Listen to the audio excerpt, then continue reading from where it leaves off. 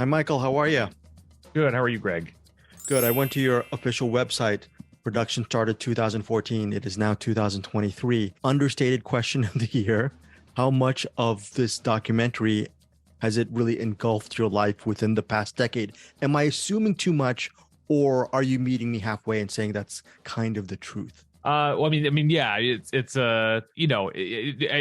it's been a huge part of my life in the sense that it's been the open project that we've been working on. But yeah, you find ways to pace yourself, but it's largely just a fact of of this particular creative process of the fast, cheap, or good dichotomy. Where if we want it to be good and it needs to be cheap, it's not going to be fast. So we chipped away at it over the course of 9 years, raising funds for the interviews at first, and there was one from like 14 until 16 or so, and then we raised funds for the recreations and all that, and that was filmed in about late 2018, early 2019, and then we had to raise funds for post-production. So you're just chipping away at it over a long period of time. And what was the decision specifically right now as far as the release on May 2nd? Was it a calculated release around this time? What were the steps taken towards this date? It was a decision made on my part after spending about a year and a half during the pandemic developing it as a 4-part limited series. And we pitched it to a bunch of networks, and a couple of them were interested, but just never really gave us the final go ahead on it. And so we had the film finished at that time, and we decided, look, 2023 is 30 years, from the day that Tom was found at the bottom of the pulp vat.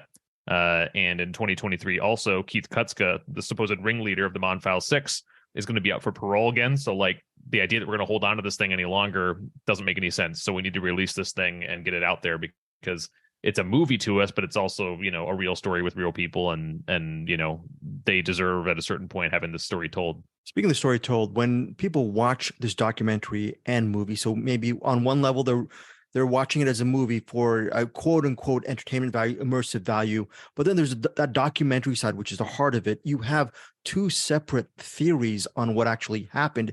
You, as a documentary filmmaker, how do you stay balanced? Because over the 10 years, over the interviews, over your own investigative research, you have your own possibly theory on what happened, but you do not want to interject that within the framework of what you're doing. Yeah, the way I think about it is I'm a human being, so I have my own opinion, but I don't know that it's necessarily any more valuable than anyone else's opinion who's spent any time looking at this case. So the way I think about it is my job as a storyteller is not to find the truth so much as it is to facilitate the telling of the stories that these real people have about themselves and about each other and about their experiences, and to hopefully explore a much bigger question, which is, what is it about the nature of a case like this that grips a community and stays in the public consciousness for 30 years? Why this case as opposed to every other case that's happened in the last 30 years? They just wrote a major front page retrospective across all the Wisconsin papers, and I know it went out to USA Today as well. Like, why is this case that one? And so it was more about trying to figure that question out for me, rather than finding out what happened to Tom, because I don't think I'm the one that's in the best position to do that. I'm not in the best position to do that because I haven't read a lot of the stuff on this case. I've only seen the documentary, but what is it like as far as the community? Is there a split kind of situation okay, can you speak to that? Because look, we're talking about miscarriage of justice. Some people will go left or right regarding Winkler, regarding the prosecutor, regarding the release of Piaskowski in the early aughts, and then the eventual release of most of them within the last several years. Where's the community now? And there's a lot of that. When you say truth and justice, I think that's a big part of what your documentary is about, and it's really up to the viewer, right? So yeah, well, and trying to understand how this all gets so screwed up, because totally, it's a red hot story still to this day in Green Bay. We premiered the film in Green Bay because that felt like the right thing to do, and to show it first to the community that it's about. And in that case, we had Mike Piaskowski and Cal Monfils, Tom's brother, and Steve Kaplan, who is Kutska's appellate attorney, on hand for a post-screening Q&A afterwards. And that was a very emotional screening. It was a lot of family members, it was a lot of people who are very close to the case, close to the story, or people involved. And there were far more, comments than there were questions, right? And that's just to be expected with a story like this. But then we had just on Saturday a screening in Milwaukee, where we had the prosecution there. So we had John Sikowski and we had the detective Randy Winkler in attendance for a Q&A. And similarly, there was emotional back and forth. So it's a case that still splits Wisconsin and more specifically Brown County, Green Bay, down the middle. If you talk to anybody on the street up there, they all know Tom Monfils. They all know the Pulp Vat mystery. And they all claim to know something that you don't. So it's got the small town element where there's just rumors upon rumors upon rumors. You'll talk to a guy who's operating a gas station and he'll tell you that one of the Monfils six confessed to him. You know what I mean? It's like, it's one of those kinds of stories. So it can be hard at a certain point to differentiate just kind of cultural fingerprints as opposed to any sort of actual fact, being how long it's been. Michael, what was the challenge for you I'm sure within this decade, you had so much footage from the interviews, so many directions you wanted to take this documentary. How long were you in that edit room? And since this is such an immersive story and it's ongoing, when do you say to yourself, hey, I've done my documentary, it's time to release it? Can you ever do that as a filmmaker? The edit bay addiction as well as leaving finally this documentary. So yeah, I've been emotionally kind of done with this movie since roughly 2020 when we finished the the final cut of it and we had picture lock. We were going to release it in 2020, but pandemic, fill in the blank. And so it was one of those disruptive forces. So we ended up developing it then with another production company for a while about that 4-part limited series. And it just at a certain point, you just have to abandon it. And it needs to be something that's out there. So it does no good just staying with us. So, and again, I don't mean good in the sense of enacting some sort of impact, but I mean it in the sense of like, it's not there's no value to it being hidden. So the actual editing process was fun for me for a number of years. We could have gone a million different ways. Our longest interview was Detective Randy Winkler, which was 12 hours over 2 days, and then we interviewed Mike Piaskowski for a similar amount of time. So much of that, we explored so many different things. There's so many subplots that we didn't even get into, just by the nature of it being a 109-minute long movie. But in the end, I think we streamlined it down to its most important essential bits. And I think that's what's in the movie now. Wow. Since you're your own producer and creator, do you ever wonder what you're going to, because I have years of archive footage. Do you ever wonder what you're going to do with all those hours you have? Is it just going to be locked away for your, I don't know, future kids or fam? You know what I'm saying? Like all that. It's a good question. I hadn't actually thought about that yet, but you're right. I'm looking at the hard drive right now, and yeah, that's I hadn't. Yeah, I mean, it's gonna be something. I don't know what it'll be. Who knows at this point? But it's served its purpose. That's for sure. Michael, you have a really good mic. I checked on your Twitter handle. You also have a podcast. Can you tell our listeners, viewers, what this podcast is about? I love the title since I'm a huge cinephile. What is the direction behind your podcast? Yeah, so our podcast is Real Fanatics. It's been around since 2012. It's your run-of-the-mill movie discussion podcast run by myself and 2 other creatives who worked on this film, Jared Gores, who's our producer, and Joe Putis, who is my co-writer.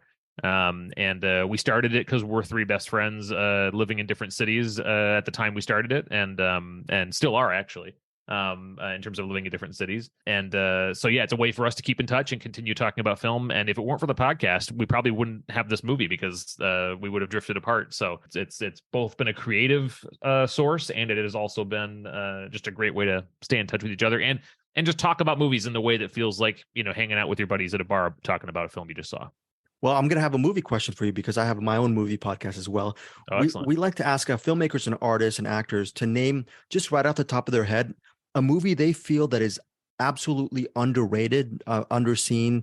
Can you, just for our listeners, pick a movie for us to watch, no matter what form? It doesn't have to be documentary. So whatever, after they watch your film, of course. So Which are they watching Okay, next? so well, yeah, specifically that. I hear the point that it doesn't have to be a documentary, but I will throw one at you anyway. Errol Morris, who's obviously a huge influence on Beyond Human Nature. My favorite film of his is Mr. Death: The Rise and Fall of Fred Luckner. It is a documentary, a single interview, which was I think this was the first time he did that. It was before the Fog of War. That was entirely obviously Robert McNamara. Single interview on Fred Luckner, who was a engineer and designer of instruments of death for capital punishment in the United States. He would design electric chairs and gas chambers and all this kind of stuff. And then he happened to devolve into a Holocaust denier who went across to Europe, hired on behalf of a Holocaust denying group to study Auschwitz and come away with evidence that the Holocaust didn't happen. It is a bonkers documentary where at the end, Errol, who happens to be Jewish American, for those who don't know, Errol asks him, "What if you're wrong?" And Fred replies, "I'm past that."